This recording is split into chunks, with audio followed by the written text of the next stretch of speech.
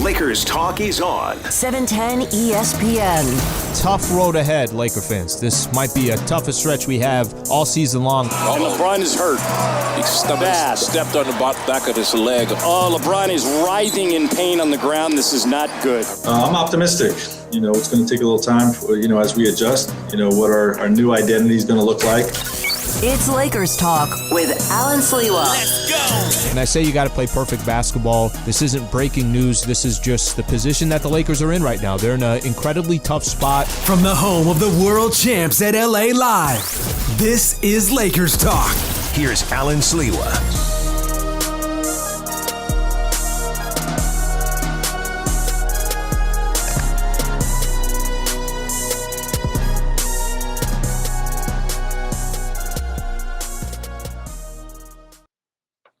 What is going on, Laker fans? Thank you for tuning in. Appreciate you guys being a part of the show. This is a tough time, Laker fans. This is the tough time. We're going through a tough stretch right now. We got a lot to get into in tonight's show. So as you can tell, the technology in tonight's show, all the screen right below, everything that we got coming up. Just finished Lakers Talk on 710 ESPN. By the way, just kind of throw out a couple things here. If you missed that show and you want 2 hours of Lakers basketball, you can catch it on the ESPN app or on iTunes and just search Lakers Talk with Allen Sliwa. You get full 2 hours. Mark Spears came on, ESPN's The Undefeated. Chris McGee came on as well, who is the pre and post host for Spectrum Sportsnet for the Lakers games. Okay. We got some sad news earlier this morning, and I do want to spend a little bit of time on this. The passing of Hall of Famer Elgin Baylor. I'm going to read off a press release from the Lakers, came out earlier today, and then a couple tweets that I want to read off. Former Los Angeles Laker player and Hall of Famer Elgin Baylor passed away peacefully of natural causes today in Los Angeles at the age of 86. Baylor was surrounded by his wife, Elaine, and his daughter, Crystal. Jeannie Buss, governor of the Lakers. I'll read off what she said. She said, Elgin was the superstar of his era. His many accolades speak to that. She went on to say he was one of the few Laker players whose career spanned from Minneapolis to Los Angeles, but more importantly, he was a man of great integrity, even serving his country as a U.S. Army reservist, often playing for the Lakers only during his weekend pass. How about that? He is one of the all-time Laker greats with number 22 jersey retired in the rafters and his statue standing guard in front of Staples Center. He will always be a part of the Lakers' legacy. On behalf of the entire Lakers family, I'd like to send my thoughts, prayers, and condolences to Elaine and Baylor's family. Got a couple tweets here that I want to read as well.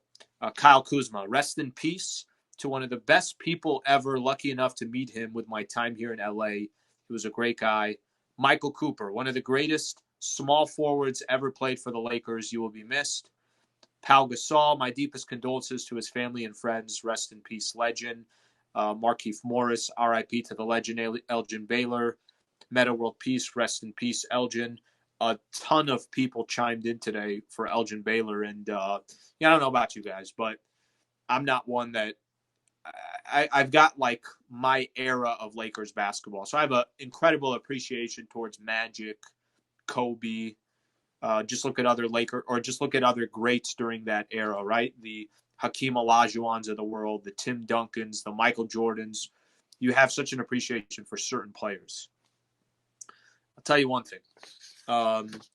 Elgin Baylor, from what, obviously a lot of people say, Michael Thompson, I think tweeted this out, and he's talked about Elgin before. Dude was a bad man. So on the basketball court, this is somebody, if you read some of his accolades, an 11-time All-Star, a 10-time NBA first team, and NBA Executive of the Year, actually, for the Clippers back in 2006. So obviously accomplished a lot in the game. Mark Spears' piece in the Undefeated, who I mentioned I had on Lakers Talk, the actual title of his piece, I think it's a great title, great way to describe it. It says, Elgin Baylor, underappreciated superstar. So this is the superstar before we talked about the other superstars. And when we close out the show, I'll play something with Kobe and Jackie McMullen. Kobe was actually describing and talking about Elgin Baylor, so we'll do that later in the show, just as we're finishing up. So, sad day, but you also appreciate someone who lived 86 years of their life. And, like I said, RIP to one of the all-time Laker greats. I had some interaction with him. I brought him on actually the day after I did a show the day Kobe passed that night. And the day after I did Lakers Talk, and Elgin came on and, gave his thoughts. I had some interaction with him as well we would have events for some of our clients, and Elgin Baylor would sign autographs for 2 hours at one of them was a casino event here in LA, one of those card rooms, and just the nicest guy, not just to me, but his interaction with Laker fans and everything else. So we'll obviously show our appreciation and our love to Elgin Baylor and his family. So, obviously remembering a legend with the Lakers. And let's see what we got here. I'll read off a couple here. Randy Cervantes on Facebook. Elgin was one of the greatest ever. Many fans today don't know about him. The first Dr. J. I'll tell you what, if Laker fans, if you guys go look at his stats, if you type in Elgin Baylor stats, this dude had a season where he averaged 34.8 points per game and over 18 rebounds. And then he had another season where it was 19 rebounds. He was a 6'5" small forward. Can you imagine if a player that size was averaging that amount of rebounds per game? I mean, special. Obviously what he was. But I got to hear those stories through others because, like I mentioned, just not getting a chance to obviously really know much about him. Now is going to be the time where we learn a lot about him. Got a lot of people showing their love. A lot of people saying RIP. So giving their loves as well. Apollo Lakers legend Elgin Baylor. See what else we got here. Read off one more here for Elgin and go from there. So basically, a lot of people just saying rest in peace. A lot of people giving their respect. Facebook, Elgin was one of the greatest ever. Like I mentioned, the Dr. J right there. Okay. As we kind of move on here, one of the things that we are going to spend some time on the show is the Lakers trying to figure things out without LeBron James. So how quick things have changed. I don't know about you guys, but I was coming into this weekend, Laker fans, this weekend, sitting here and I'm like, Lakers are second place in the Western Conference. You started off the second half of the season 4-0. What a great position that the Lakers are in. And, there was a lot to be kind of compliment because you were getting to a point where you felt like the Lakers were just starting to understand how to win games without Anthony Davis, how to be effective without AD. Everybody was starting to understand their role. I thought it was a powerful moment when it was a game. Who were the Lakers playing? It was at Staples. Maybe it was Minnesota. I mean, one of these recent games.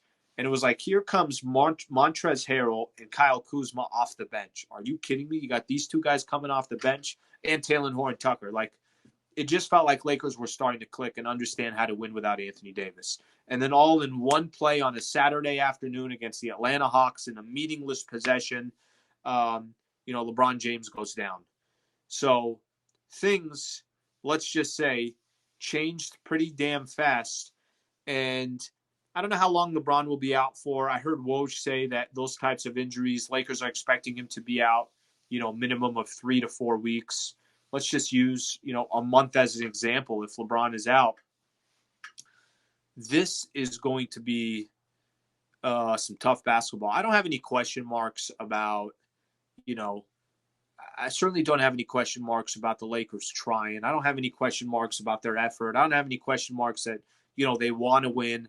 They just don't have the talent. This team was not built. It's one thing to have Anthony Davis out, which we all know is a huge, huge loss for the Lakers. Best two-way player in the league. You can't win a championship unless he's on your roster. But when you add LBJ, when you lose LeBron James on top of that, I mean, I don't know what to tell you. But as tough as these guys are going to play, as hard as they're going to work, it's going to be incredibly, incredibly tough for this Lakers team. And if you look at the schedule, let's just say this: if LeBron missed a month, let's just say he missed a month. Let me point out some of the games Lakers will play technically without LeBron James. So they would play Philly without LeBron. They play Milwaukee without LeBron. Clippers, Miami, Brooklyn, New York, Charlotte, Boston, Utah twice. There were some other teams that I missed out on purpose. There is no game that the Lakers play now that, obviously you're walking in saying, okay, well, Lakers are going to be a favorite. No, that's not going to be the case. What's going to be the case is that each one of these games, teams are going to obviously really try to take advantage. They don't care where the Lakers are. They hope they plummet in the standings. That's what no team is worried about the champs. Let's just put it that way. They're not. So things changed obviously so quick for the Lakers.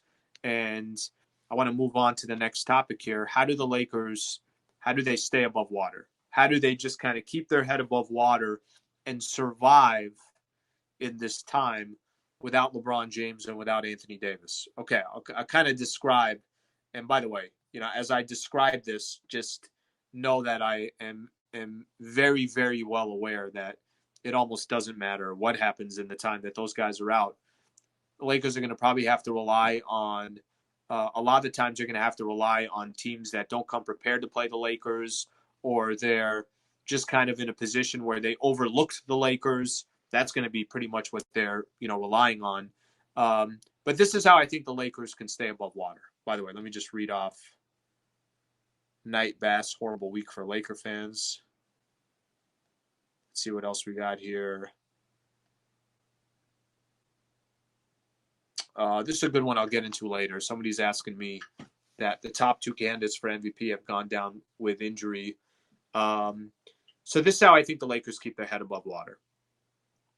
Montrezl Harrell, Dennis Schroeder, those got to be the two best players on the Lakers team. There's no question about it. That's how it's going to have to be. Montrezl's got to give you 20 to 25 a night and 8 to 12 rebounds a night. Got to get a couple charges. And I actually think Montrezl, I'm not worried about it. I think Montrezl will deliver. He's got to be what he's been plus more. Then you got Dennis Schroeder. Schroeder, he's got to give you 20 to 25 a night plus 7 or 8 assists a night. He's got to be a great defender. Those two guys got to lead the Lakers. They become the two best players on this Lakers roster. And I know Montrezl is coming off the bench, but it doesn't matter because he's going to play 30-plus minutes. Those are your Dennis Schroeder and Montrezl Harrell become your foundation. After that, Kuzma and THT got to play great basketball every night. And I actually have confidence that those two players can thrive. When I say thrive, I mean individually they could play well. But Kuz and THT both got to have over 15 points a night. Over 15 points a night. But I'll tell you what, Montrezl, Dennis Schroeder, THT, and Kuzma, I'm not worried about. The way the Lakers stay afloat in the Western Conference over the course of the next, let's say, 4 weeks or so, however long LeBron James is out, the way they stay afloat is those other names that we don't mention much all season long, because if they don't deliver, Lakers, LeBron is carrying the team enough and there's enough contributions from other places where we don't have to mention their names. Wesley Matthews, KCP, Alex Caruso, Markieff Morris, Marc Gasol when he comes back, those are going to have to be the guys that step up for the Lakers. Because if we use last night's game as an example, Lakers shot 5 of 25 from the three-point line. KCP, Wesley Matthews did not have very impactful games. If those players don't hit their open shots, Marc Gasol when he comes back, if he's not productive, Alex Caruso is going to have to chip in on offense. So is Markieff Morris. Those are the guys I'm concerned about because they have to deliver now. That's the only way the Lakers stay afloat. They got tough games coming up. We see upsets every night in the NBA. But for the Lakers, those guys are going to have to play near perfect basketball every single night if they're going to win some games. I mean, if you played 500 basketball, which I'm not very optimistic that that's realistic, while LeBron and Anthony Davis are out, what an accomplishment. right? Until those guys come back. But don't expect that to happen. That's obviously going to be incredibly, incredibly difficult. All right, let me read off some of these comments here real quick. All right. Who's better?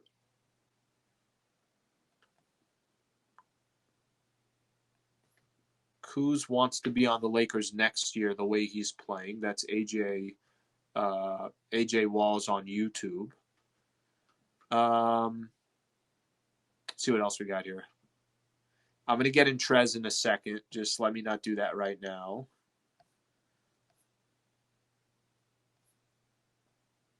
Okay. All right. Everybody wants to throw out trade scenarios right now. Anna not happy with the way KCP is playing. Matthews not a scorer is OZ Burr on YouTube. Alex Sosa says Sliwa can take charges and fouls. 100%. I'll be moving on the charge. It will be a blocking foul. And I will not help the team in any stretch, any way possible. And if I took one charge in the NBA, I'd be out 3 to 6 weeks. No question about it. 3 to 6 weeks, I'd be out. Okay. Tommy Salamo says, our shooters can't shoot and we have no bigs.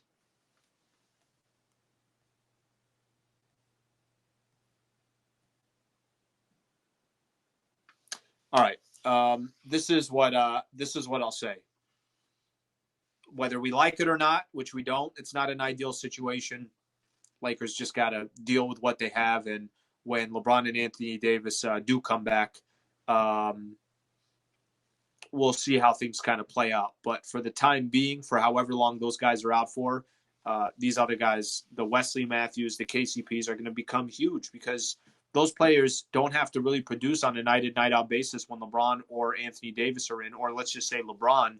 But now that those guys are out, you got to play almost nearly perfect basketball to win games these days.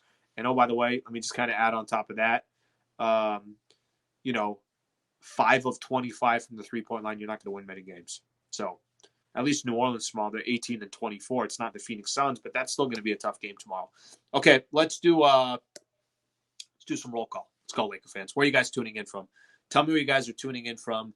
By the way, 100% I jinxed the Atlanta Hawks tonight. I was running my mouth on Lakers talk like you can't imagine. Saying Hawks are going to take the Clippers. Nothing better than a Clippers loss. I said, why don't I go on radio till 11 p.m. tonight and do the post-game show for the Hawks? Throwing Dikembe Mutombo jerseys out there. I'm going to wear a Mutombo jersey. And then I look right before the show ended. It said like 98-91 or something like that. I'm like, wow, this is kind of a little bit closer of a game. It's 7. And then I freaking come on here and I take a look at the score. We got a tie ball game. Clippers were up 2. Now I see 119-110 Clippers over the Hawks. I jinxed us, Laker fans. My apologies. My apologies, Laker fans. That's on me. Don't blame anybody else. Don't blame the Atlanta Hawks. You look at me and you blame me tonight. I'm taking the L tonight. Camarillo, California.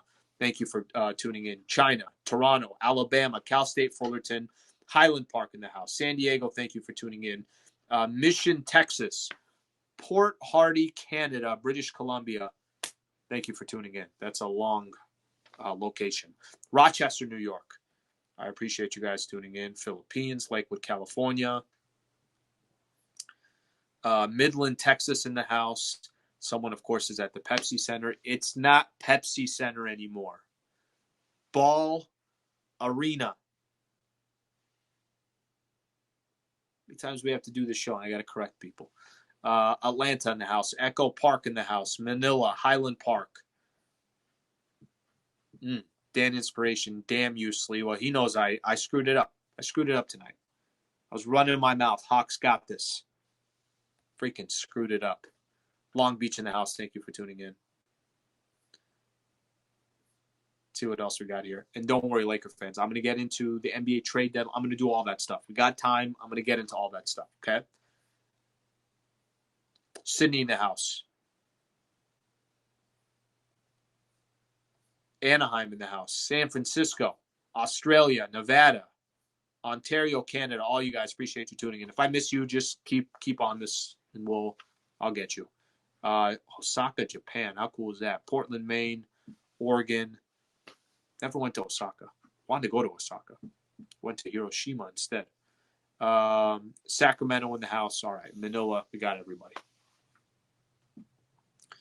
Los Santos. Okay. Silver lining, Laker fans.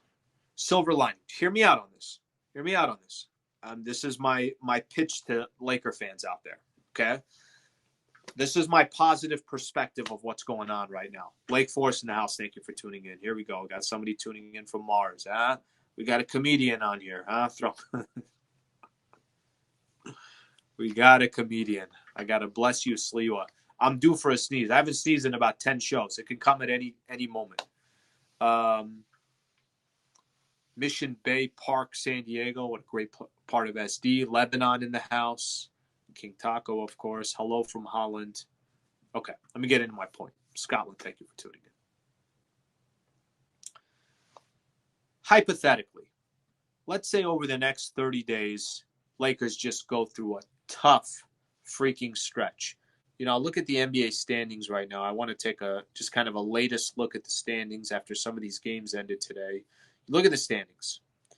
Lakers are a half game in front of the Clippers. Okay? They are 2.5 games in front of Denver, 2.5 games in front of Portland, 4.5 games in front of the San Antonio Spurs, and 5 games in front of Dallas. That's your top 8. Okay?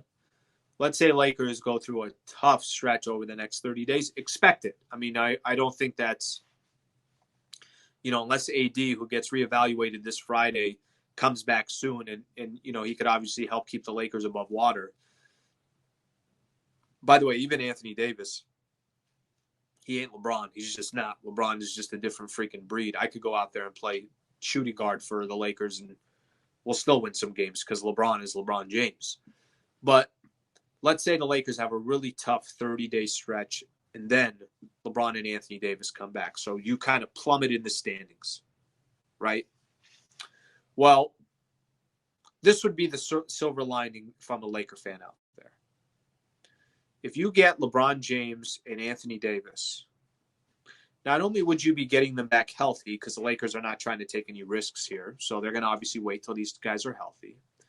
And you're still obviously in the playoff picture, that you're positioned to win a playoff seed. And those two dudes are fresh. Like, not only are they healthy, but they're fresh. Like, imagine LeBron James getting 30 days off in the middle of the season as we get closer to the playoff run. My silver lining would be this.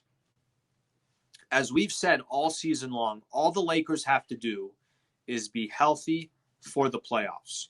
Well, what if LeBron and Anthony Davis are not just healthy, but they're fresh? They're fresher than some of the players who've been grinding out for the Utah Jazz or grinding out for the Phoenix Suns or the Clippers. I'm just naming off players, or I'm just naming off teams, or some of the teams in the Eastern Conference. I mean, if you're trying to find a positive predicament or situation here, the positive situation I would find is this. If we can keep our head above water, I don't really care about the NBA standings anymore. Just be in the mix. I heard Brian Windhorst say earlier today, you want to be in the top 6 because if you're 7, 8, 9, or 10, then you got to be in those play-in games. I don't even care if the Lakers are in play-in games. All the Lakers got to do is be fresh by the time May 22nd rolls around, which, by the way, is 60 days from today. So let's say we got LeBron James and Anthony Davis. We don't get them for another month or something along those lines. As long as you're in the freaking playoffs and those two dudes are healthy and they're fresh, Laker fans, I'll take my chances. Roll the freaking dice. I don't care. Who is it? Utah in the first round, Clippers in the first round, Phoenix, Denver. Who cares? And I think that's the me trying to kind of find a positive perspective on this whole thing, you just got to be fresh. And if they're fresh, then I take my chances. At least that's the way I look at it. Let me read off some of these comments here. North Hollywood, thank you for tuning in. Spell Legacy on YouTube. Seeding doesn't matter. AJ Walls on YouTube. I hope it works out that way, Sliwa.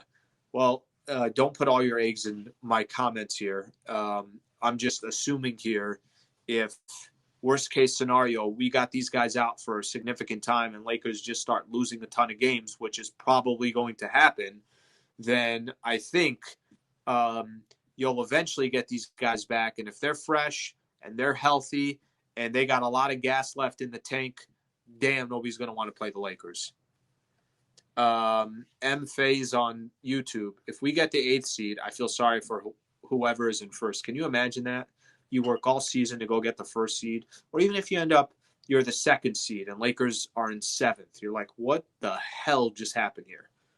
How can we match up against the Lakers in the 1st round or whatever the case is? You're right. Nobody's going to want to play the Lakers. Let's see what else we got here. Australia, thank you for tuning in. Alice Springs, Australia. Okay, let me see what else we got. No one fresher than AC Fresh.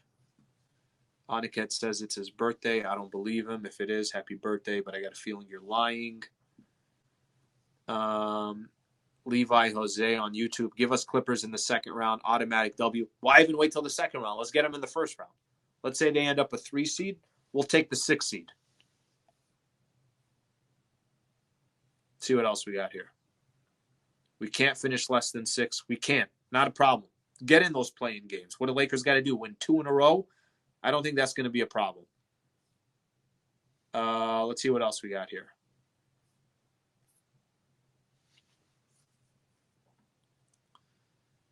Florida, thank you for tuning in. Skip said Lakers not making the playoffs. What a shock. It's so surprising Skip would say that. I'm sure he said something negative about LeBron too. Skip's doing what he's doing, and he's probably stacking a lot of money on top of it, so he's doing something right. Lake Elsinore, thank you for tuning in. Okay, before I get into the next topic, which the next topic I think is the topic that Laker fans have been wanting me to talk about the entire show. I waited a little bit. Yeah, I kind of kept Laker fans waiting a little bit on the trade deadline for a quick second here. So we're going to do that. But before we do, quick shout out. You guys already know. Do I even have to do it? Look on the bottom right corner here. Power Pro Plumbing, Heating, and Air. Appreciate their partnership, Laker fans. If I were you guys, I would stop streaming the show right now and just call them to come out right now. Just say, Al, I appreciate you doing the show, but enough of you. Power Pro's coming out. Local company, as big a Laker fans as you're going to find. Any issue with your plumbing, any issue with your heating or air conditioner, Power Pro. Just go to powerproplumbing.com. So we appreciate their partnership. Power Pro Center, as people say here. I love the comments. Love the comments. That's the first time I got it right, by the way, where I point to something on the show and it's actually there. Usually, if I'm trying to point in the bottom right-hand corner, my arm is up here. So I don't even know. But I think I just got it right. So I kind of get the way the video works now. Okay. Thailand in the house. Thank you for tuning in. Appreciate you guys. Thank you for being a part of the show, Laker fans. Okay, now we're at the meat. Now we are at the meat of the show. This is the part, 2-minute warning, 2 minutes left in the game. You just handed, you're at the 20-yard line. You're down 6. You need a touchdown. This, my friends, is the meat of the show. Trade deadline coming this Thursday. Did I read this report right? There was a report by Jake Fisher from the Bleacher Report. Charlotte has called the Lakers about Montrezl Harrell. Lakers willing to entertain offers. First of all, let me just say this. I'm sure any GM in the NBA, if you got a call about any of your players, you take the call, I'm assuming, because that's their job. That's what they're supposed to do. That's what presidents are supposed to do, presidents of teams. And you listen. Let me give everybody my quick thoughts on Montrezl Harrell. All right. So if there's some truth to these rumors that maybe Montrezl Harrell is a part of some type of deal by the trade deadline, I'll give you guys my quick thoughts on Montrezl. I'm a big fan of Montrezl Harrell. I want Montrezl Harrell to be a part of this Lakers championship run that we're about to have. Because eventually LeBron's going to come back. Eventually Anthony Davis is going to come back. And eventually every Western Conference team is going to pray that they don't have to play the Lakers early on in the playoffs or later on in the playoffs, but certainly they're going to pray that they don't have to face them in the first round or something along those lines.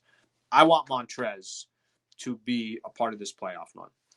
You know, Montrezl Harrell, I don't think any Laker fan thought that he was going to be a part of the Lakers roster this upcoming season. That wasn't a name that you heard. You heard names like Serge Ibaka. You heard other names. You didn't hear Montrezl. And when we eventually signed him to a 2-year deal, I think it was $19 million or $18.5 million, something like that. When we signed him to that deal, every Laker fan was like, what the hell?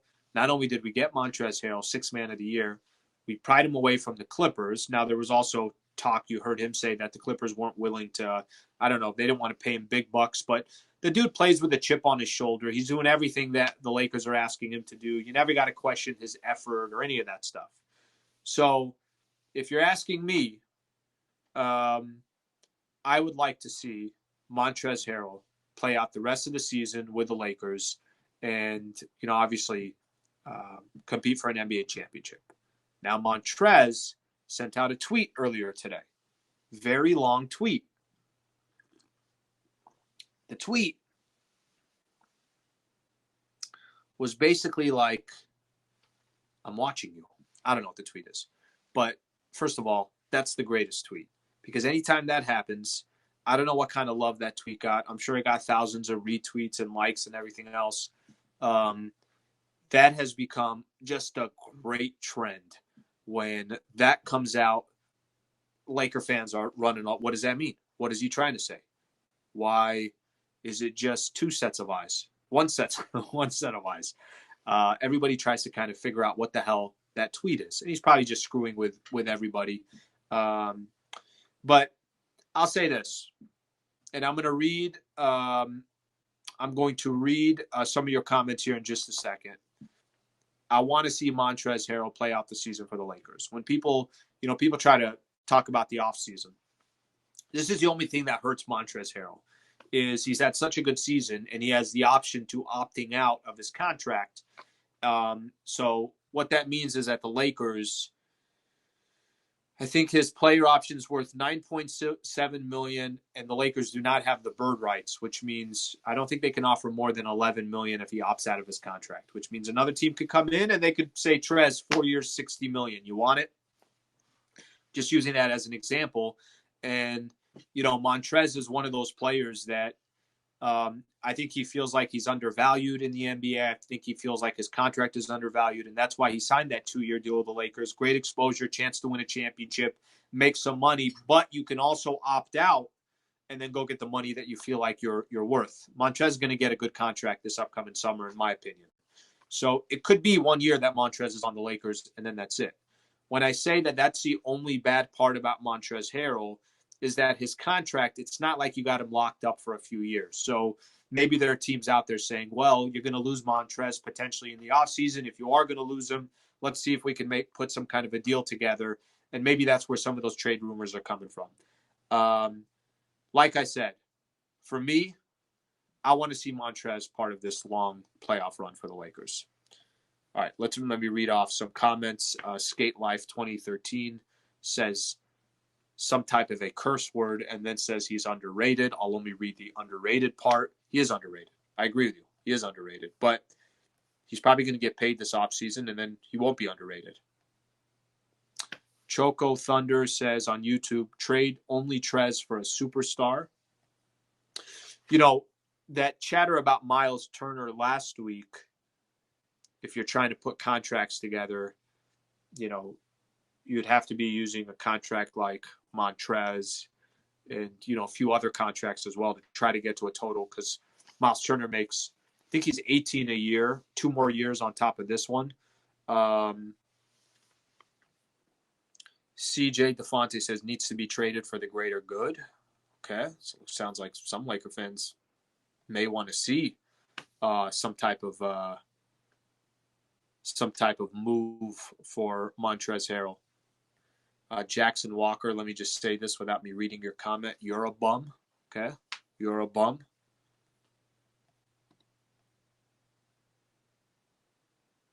Francisco Demas on Periscope. Tough schedule lies ahead. You figure Lakers want to go 500 until LBJ is back. Francisco, if the Lakers went 500, man, I don't know what to tell you. I mean, that would be the biggest accomplishment. That'd be a major accomplishment if Lakers are able to play 500 without him. Too Fast 132 on YouTube. Do you think he leaves this offseason? Listen, I think Montrez has to, if he plays out this season with the Lakers, and you're asking me if he leaves this offseason, I think he wants to get paid what he feels like is market worth. And no, Montrez should not be making $9.5 million a year or whatever he's making. I don't think he should be making that. So I think the Lakers took advantage of an opportunity. And I think if Montrez in the offseason got a big-time offer and he opted out, why wouldn't he take it? So hopefully that answers your question. David Sabatini, don't trade him.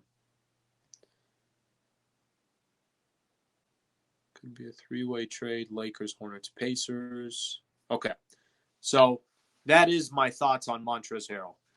A couple of people here saying Lakers, Montrez is too small. Lakers need a center.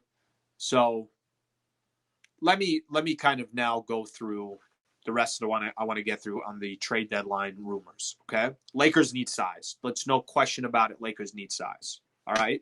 I actually thought yesterday was interesting because Lakers are did not bring back Damian Jones. So Damian Jones had 2 10-day contracts for the Lakers. The way that works is you can sign 2 10-day contracts. After your second 10-day contract, you're either on the roster for the rest of the season, or the team's got to basically not re-sign you or cut you or whatever the case is. Lakers didn't re-sign him. That surprised me a little bit. I got to be honest. It surprised me because I thought Damian Jones was doing a really good job for the Lakers. And it surprised me because when I say really good job, I just mean for his role. I'm not saying that he's out there.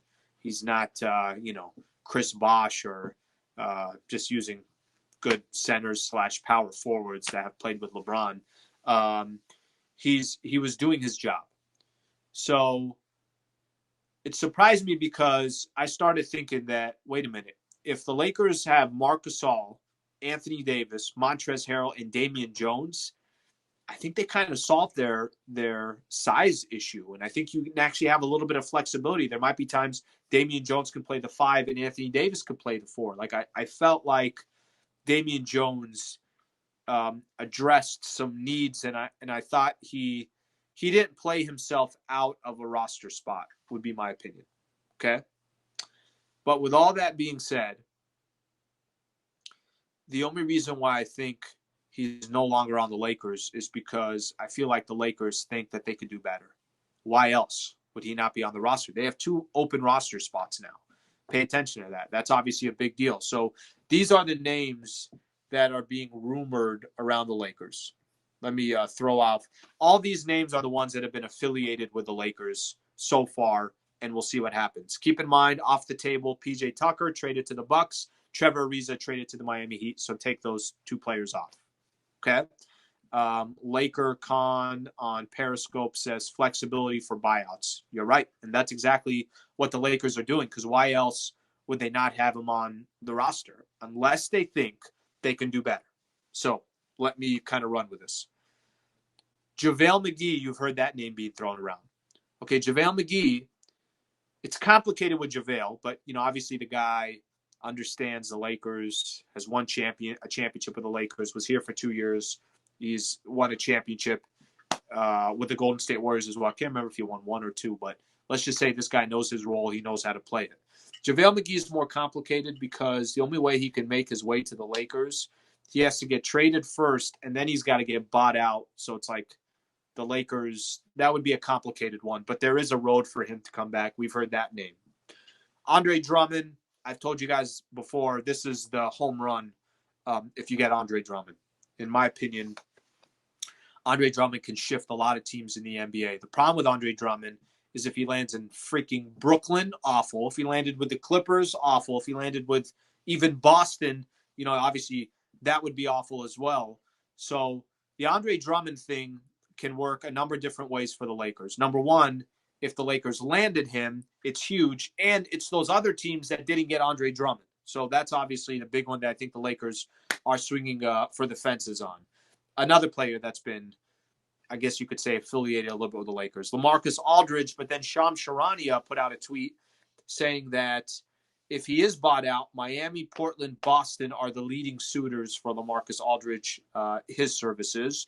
And then Hassan Whiteside is another name that you've heard being thrown around as well. He's making $2.3 million. So that one you could actually find a way, from a money perspective, it's realistic. That's not one that's out of the ordinary. The question with Hassan Whiteside is always going to be, the guy would be a perfect backup center for the Lakers. Is he just all there? Does he want to win a championship? Is he mentally there to want to contribute for the Lakers, sacrifice for the team? That's a question that you have with Hassan Whiteside. But if they can convince this dude, hey, this can resurrect your career, come in here and try to just, do your role, Hassan Whiteside would be fantastic. I just don't know if we could, trust that. So with all that being said, that kind of gives you an idea of some of the names that have been affiliated with the Lakers. I mentioned Miles Turner as well. We've heard that rumor makes $18 million for the next 3 years, including this year. So this is a lot of moving parts for the Lakers. And to be honest with you, I'm not 100% sure that at this point for the Lake Show, how much the strategy changes, because LeBron James just went out and is in a freaking walking boot. And you still don't know when Anthony Davis is going to come back. He's supposed to get reevaluated this Friday, so hopefully we have an update. So let's just say I believe Rob Pelinka is a little busy this week. This is just my assumption here that Rob Pelinka will be a little busy. Okay, let me read off a couple of these messages here. By the way, wherever you guys are tuning in from, Periscope, YouTube, Twitter, Facebook, always appreciate you guys being a part of the show. So thank you for doing that. Let's see what we got here. I got Kadada Liberd on YouTube saying Drummond going to the Nets. Well, thank you for your contributions on Lakers Talk tonight. And thank you for hurting my feelings. Asante L on YouTube. Drummond is going to the Lakers. Had a baby, Asante. Get back in here. Help me out a little bit here. I got some people that are going against the grain here. I need you guys to go with the grain. See what else we got here. Clippers made a trade to free up cap. That is true. They made a very small trade earlier today. Let's see what else we got here. Jones over Whiteside. I like Damian Jones. I really did. I actually liked his play. Really nice. Seemed like a nice guy too. Whatever the team needs. Anton G. Can we acquire 2 big Euro players for 10 days? Lakers they're swinging here. They're going to try to go get the guys that they're going to go try to get for the buyout market. How about some 3-and-D? I don't know if they're going to do 3-and-D. The 2 names that we talked about was PJ Tucker, and we talked about Trevor Ariza. Both of those guys are gone. Okay. Laker fans, we're coming towards the end of the show here. Questions. You got questions? You put in your questions. I'll answer your questions. If I don't like your question, just pretend like I didn't see the question. See how this works? See how this works? Do you see this partnership here? Rick Sanchez, Alan, doesn't Trez's contract have a no-trade clause? Apparently it doesn't, because if it did, then this wouldn't be part of the conversation. Bayron, thank you for tuning in. The thing you got to watch out for with Montrezl Harrell. It's more if he's going to play out the rest of this year with the Lakers, if he's on this roster by the end of the trade deadline, the question is going to be, will he be a player that wants to come back next season? I think he'll definitely opt out. He's worth more than he's making. David Sabatini, do you like Cousins? I don't think Cousins would be a good fit for the Lakers. I don't. I really don't.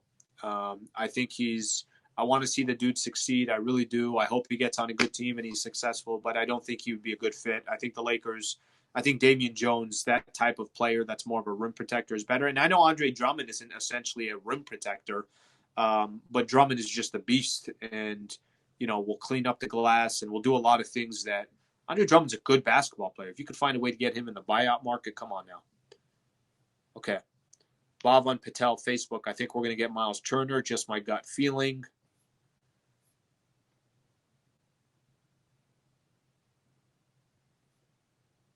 Somebody's saying Drummond just followed Marc Gasol and KCP on IG. I don't know if that's real. If that's true, that's enough for me.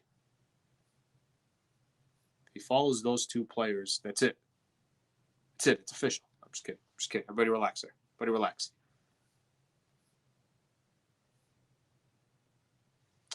I have some people that are saying, and I'm not even going to address it, about because LeBron's injured, would it be crazy to trade LeBron? Guys, we stop with this, please. Please. Just got handed a championship from LeBron James in October. Please. Okay, read off a couple of these, and then we're going to get the hell out of here. Over-under on how many dunks Zion gets tomorrow, especially with no rim protector down there. 3 dunks for Zion. I'm going to go 3 for Zion. Lakers, by the way, taking on New Orleans tomorrow. Pre-game show is at 3 o'clock tomorrow. Tip-off's at 4:30. Early game tomorrow. By the way, for my YouTube people, I can't do post-game show after the post-game show till 9 p.m. 9 p.m. I got to be on tomorrow. Post-game show extended till 9 o'clock, and then I'll come on post-game show after the post-game show. So I could already see people complaining, Allen, you're late, all that stuff. Just throwing it out there right now.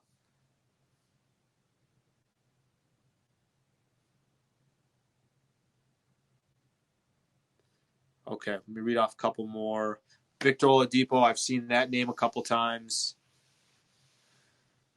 You got to remember, those guys have contracts. So, if you're going to trade for a player like that, then you got to match contracts. And I just don't think the Lakers are going to do that. I think, from the beginning, their idea was to work the buyout market.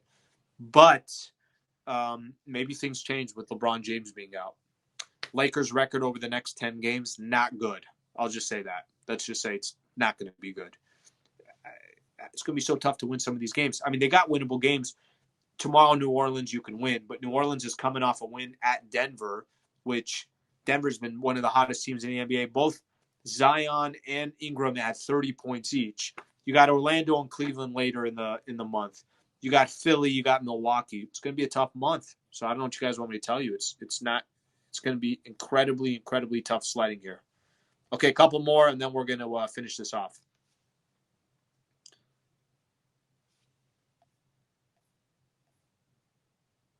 Did you see Blake Griffin's dunk? I did. First freaking dunk of the season. How crazy is that?